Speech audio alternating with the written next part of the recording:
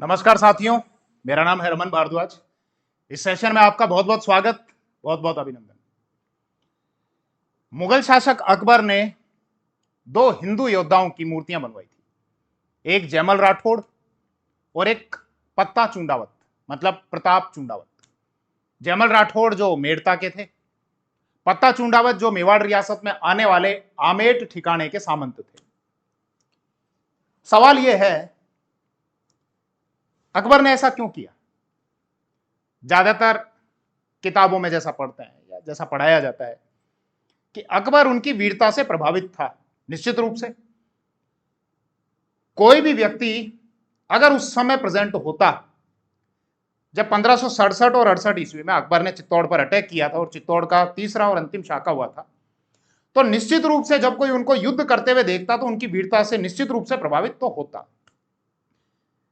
जैसा अकबर का एक मित्र और दरबारी, नवरत्नों में से एक अबुल फजल, एक किताब लिखता है अकबरनामा, और उस किताब में कुछ जानकारी लिखता है पत्ता चूंडावत के संबंध में। यह लिखता है कि जैसा बादशाह ने मुझे बताया वो मैं लिख रहा हूं। तो बादशाह ने क्या बताया कि बादशाह जब चित्तौड़ के दुर्ग में अंदर गया तो एक 7वें नंबर का गेट आता है जिसको रामपोल कहा जाता है। पहला आता है आपका पाडल पोल, फिर भैरव पोल, फिर हनुमान पोल, फिर गणेश पोल, फिर जोड़ला पोल, फिर लक्ष्मण पोल और फिर राम पोल। तो बादशाह यह कहता है कि जब मैं राम पोल पर पहुंचा तो वहां पर बहुत सारे योद्धाओं की लाशें पड़ी हुई थी और उन्हीं लाशों में से एक व्यक्ति ऐसा था जो अभी मरा नहीं था, तड़प रहा था, मृत्यु का इंतजार कर रहा था। तो मैंने महावत से पूछा, महावत जो हाथी को हाँकता है, हाथी को चलाता है, मैंने महावत से पूछा कि यह कौन है? तो महावत ने कहा कि यह तो पता नहीं कौन है, लेकिन कोई विशेष व्यक्ति लगता है, क्योंकि इसको बचाने के लिए आसपास में जितने भी लोग आपको दिखाई दे रहे हैं इन सभी ने इस व्यक्ति को बचाने के लिए अपने प्राणों का बलिदान कर दिया। फिर आगे अबुल फजल लिखता है बादशाह के हवाले से, अकबर के हवाले से, कि अकबर ने बाद में यह बताया कि हमको पता चला कि वो जो व्यक्ति था वो पत्ता चूंडावत था। तो दो व्यक्ति थे, पत्ता चूंडावत और जयमल राठौड़। क्या इसका सही में कारण यही था कि अकबर उनकी वीरता से प्रभावित था, इसीलिए आगरा किले के बाहर हाथी पर बैठी हुई उनकी मूर्तियां बनवाई? हालांकि ये जो आपको दुर्ग दिख रहा है ये बीकानेर में बना हुआ एक गढ़ है, जूनागढ़। बीकानेर के शासक थे राय सिंह राठौड़, उन्होंने इसको बनवाया था 1589 से और 94 ईस्वी तक। उनके एक मंत्री थे करमचंद, उनकी देखरेख में बनवाया था। इसी दुर्ग में बाहर एक जो गेट है सूरज पोल, ये सूरज पोल, जब आप जाएंगे तो आपको दो योद्धाओं की मूर्तियां दिखेंगी। ये तो कुछ काले काले से रंग की दिख रही होगी, हो सकता है क्लियर नहीं दिख रही होगी। ये हाथी पर बैठा हुआ एक योद्धा, या हाथी पर बैठा हुआ एक दूसरा योद्धा। तो ये जो गेट है सूरज पोल के बाहर जो ये दोनों योद्धा हैं, इसमें एक तो पत्ता चूंडावत है और एक जयमल राठौड़ है। एक फ्रांसीसी व्यक्ति है। मैं बात कर रहा हूं इस एंगल पे, क्या वास्तव में अकबर इनकी वीरता से प्रभावित था तो मूर्तियां बनवाई, या फिर कोई पॉलिटिकल एंगल भी था? डिटेल से मैं चर्चा करता हूं। ऐसी ही कुछ मूर्तियां बनवाई थी अकबर ने, आज नहीं है, क्योंकि मुगल शासक औरंगजेब ने उनको बाद में तुड़वा दिया था। इधर आओ। एक फ्रांस का एक व्यक्ति था, ये बर्नियर, जो दारा शिकोह का चिकित्सक था, डॉक्टर। आगे चलकर मुगल शासक बने थे ना, अकबर के बाद आपके जहांगीर, जहांगीर के बाद उसका बेटा शाहजहां। तो शाहजहां का जो बड़ा बेटा था दारा शिकोह का ये चिकित्सक था बर्नियर। उस समय भारत आया हुआ था और अपनी उस यात्रा का वृतांत इसने अपनी एक किताब में लिखा है। वो किताब है Travels in the Mughal Empire. यहां से जानकारी मिलती है कि साहब आगरा के किले के बाहर दो व्यक्तियों की मूर्तियां थी, जयमल राठौड़ और पत्ता सिसोदिया। लेकिन बाद में दारा को मार दिया गया था, फिर औरंगजेब शासक बन गया था। तो उस घटना की भी यह जानकारी देता है कि मुगल शासक औरंगजेब ने इन दोनों मूर्तियों को तुड़वा दिया था। सुनना आप मेरी बात को। ये अकबर की एक इमेज जैसा मेरे को गूगल पर मिली है सर्च करने पर। हालांकि सोर्सेज ये कहते हैं कि अकबर के मूंछ नहीं थी, वो मूंछ नहीं रखा करता था, अभी इसमें तो मूंछ रखी हुई है, बड़ा सुंदर बनाया हुआ है, लेकिन सोर्सेज में ये है कि वो निमूछिया था भाई, जिसके मूंछ नहीं होती उस व्यक्ति को निमूछिया कहा जाता है। तो खैर कोई बात नहीं। अकबर ने जब यहां पर अटैक किया तो चित्तौड़ का जो दुर्ग है उसमें 3 मोर्चे पर इसने अपनी सेना लगाई। ये चित्तौड़ वाला फोर्ट, मैं थोड़ा सा आपको परिचय दे रहा हूं एक बार कि आखिर अगर वीरता से भी प्रभावित हुआ होगा तो क्यों हुआ होगा, और पॉलिटिकल एंगल निकल कर आता है। तो इस घटना के जस्ट बाद वाला एक दरबार लगाया था नागौर में 1570। चीजों को समझना थोड़ा सा, जब छानेंगे तो सुनना।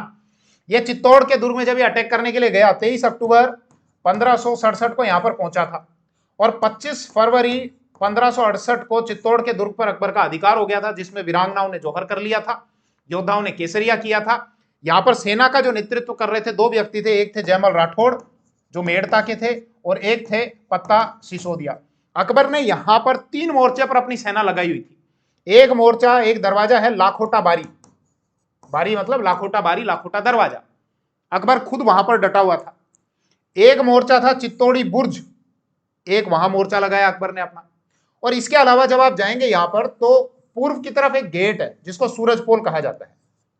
सूर्य देवता पूर्व की तरफ से उगते हैं, तो उधर वाले गेट को कहा जाता है सूरज पोल। तो ये 3 मोर्चे पर अकबर ने अपनी सेना लगा रखी थी।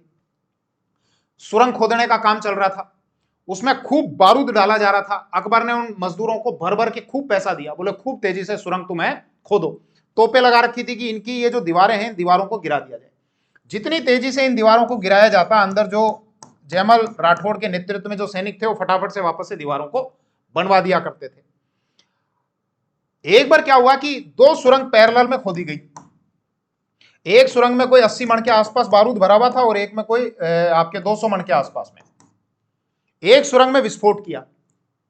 अबुल फजल लिखता है कि जहां पर हमने विस्फोट किया तो उसके कारण 50 के आसपास राजपूत मारे गए। एक चित्तौड़ी बुर्ज को हमने उड़ा दिया, लेकिन बगल में एक और सुरंग थी, वहां पर हमने बहुत सारा बारूद भर रखा था, उसमें भी विस्फोट हो गया, जिसके कारण हमारे भी लगभग 200 लोग मारे गए। इसका धमाका कोई 50 कोस दूर तक सुनाई दिया। अब जब ये मुगल सेना अंदर प्रवेश कर रही थी, ये बुर्ज वगैरह ये लोग तोड़ रहे थे। जयमल राठौड़ एक बार रात्रि में इस बुर्ज का निर्माण कर रहे थे। अकबर ने जयमल राठौड़ को देखा और अपनी एक बंदूक निकाली, संग्राम बंदूक, और उससे गोली मार दी। कुछ व्यूवर्स ये कहते हैं कि साहब बंदूक नहीं होती थी, होती थी, बंदूक थी अकबर की जिसका नाम था संग्राम बंदूक। तो वो बंदूक की गोली जाकर जयमल राठौड़ के पैर में लगी।